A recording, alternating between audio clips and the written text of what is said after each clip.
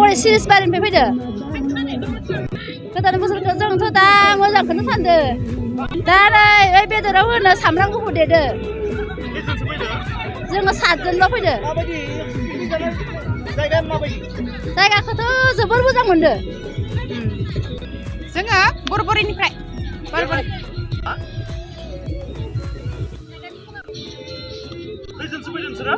जोङो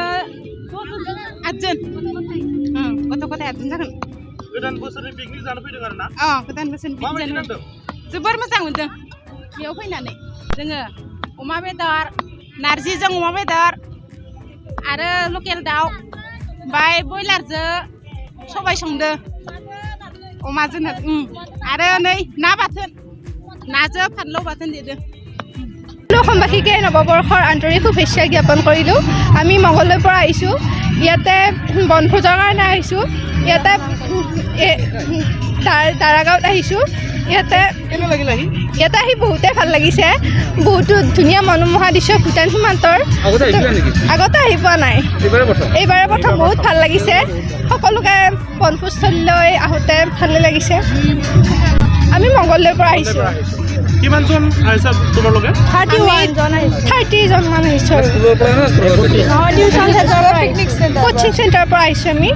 তো বহুত ভাল লাগিছে ইয়াতে আহি আমি এবাৰ প্ৰথম বৰ্ষ বিজ্ঞান শাখাৰ প্ৰথম বৰ্ষ ছাত্ৰী ইয়াতে হাঁহৰ মাংস আছে মাছ আছে মুৰ্গী আছে বহুত আহি जोङो सिमलानिफ्राय फैदों सानजारां क्लाब सिमला बाजारनि बानजायनायाव दिनै बे दारागावआव जों लावखार ओंखाम जानो थाखाय जोंनि ओनसोलनि बे सानजारां क्लाबजों लोगोसे ओनसोलनि सेनियर सिटिजेन लोगोसे समाज मावथि माखासे बिथांमोनखौ जों लानानै दिनैहाय बेयाव पिकनिक जानायनि थाखाय लावखार ओंखाम जानो थाखाय जों फैदों बबेखानि थांखिया बेनोदि जे गोदान बोसोर बरायनायजों लोगोसे जोंनि गासैबो जोंनि बे जाय बिथांमोना दिनैहाय बहाय नुजाथि फैदों बा बाहागो लाफैदों बिथांमोना गासैबो सार्भिस गोनां बिथांमोना सोरबाया प्रिन्सिपाल सोरबा हेडमास्टार सोरबाया माने एकाउन्टेन्ट सोरबाया माने साबजेक्ट टिचार लेक्सारार गासैबो बेफोरबायदि ज' लोगो नांनानै दिनै बोसोरनि खनसे रंजानो थाखाय बे माने दारागावआव जों फैदों ओनसोलावनो फैदों फैनानै जोङो दिनैहाय बहाय फैनानै जों जेरै थांखि लाना फैदों गासैबो बहाय बिदिनो मोनसे बोसोर गोदाननि थाखाय रंजानो दान्दिसे माने बोथिसे जानानै रंजानो थाखाय फैदों होननानै जों सान्दों आरो मोजांखौनो नांदों नाथाय मोनसे खोथाखौ जों बुंनो नागिरो दिनै बे दारागाव बे पिकनिक स्पटखौ जाय बिथांमोना सामलायदों बिथांमोनखौ जोङो फंनैसो खोथासो बुंनो लुबैदों जे बिथांमोना दिनैहाय गेटआव मोनसे पास होयो गेट पास होयो बारनायनि थाखाय जिथु माने जोंनो पास होयो बिथांमोना बहाय मोनसे फिस लायो बे फिस लानाय हिसाबै बिथांमोना बे जायगाखौ एसे साखोन सिखोनै लायोब्ला जों मोजां मोनगोन आरो बिथांमोना जुदि साखोन सिखोन लायोब्ला गुबुन गुबुन जायगानिफ्राय फैनाय जाय बिथांमोना दावबायारि पिकनिक जानो फैनाय बिथांमोना मोनसे मेसेज होगोन मोनसे खौरां होगोन जे बहाय थांनानै जोबोद साखोन सिखोन आरो जानानै मोजां नाङो नेचारेलि एबा मिथिंगायारि थासारिजों जोबोद समायना बे मोनसे खौरांखौ बिथांमोना होगोन आरो बेखायनो जों बिथांमोनखौ लुबैदों जे बोसोनथि होनो लुबैदों जे बिथांमोना बे लावखार ओंखाम जानाय जायगाखौ जों साखोन सिखोनै लाखियो आरो बहाय माखासे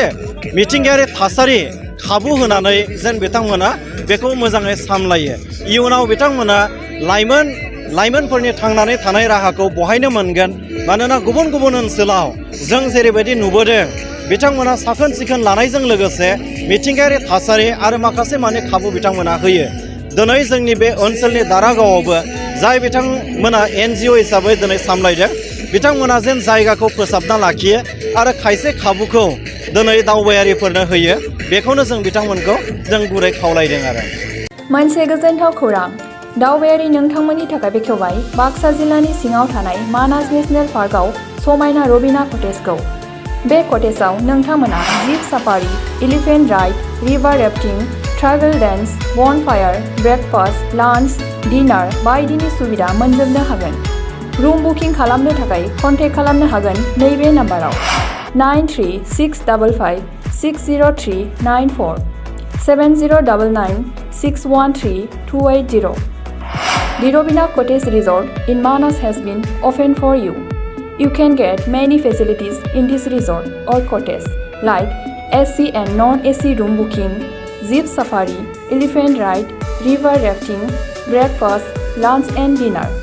To know more, you can contact this number. Contact number 936 556 0394 7099 613 280. Gmail address robinacottage@gmail.com. खुलुमबाय नै सफैलायबाय दुलाराय बर' फरायसा आफादनि थान्दै जखनथाया दुलाराय बर' फरायसा आफादा खुंगा 54थि थान्दै सावरायमेलखौ गोजोनै खुंफुंनो कार्बि आंलं जिल्लानि लांहिं नोगोरनि हाजोआरि गोजोन फोथाराव थि खालामबाय। गासैबो हारि हारिसाफोरनिसिम बानजाय आफादनिफ्राय मोनसे फोसावनाय जादों। कार्बि आंलं जिल्लानि लांहिं नोगोरनि हाजोआरि फोथाराव 2022 मायथाइनि 2, 3, 4 आरो 5 फेब्रुआरि खालाराव जानो गोनां दुलाराय बर' फरायसा आफादनि 54थि थान्दै जखनथाय लोगोसे 49थि कार्बि आंलं जिल्ला दुलाराय बर' फरायसा आफादनि बोसोरारि जथुम्मायाव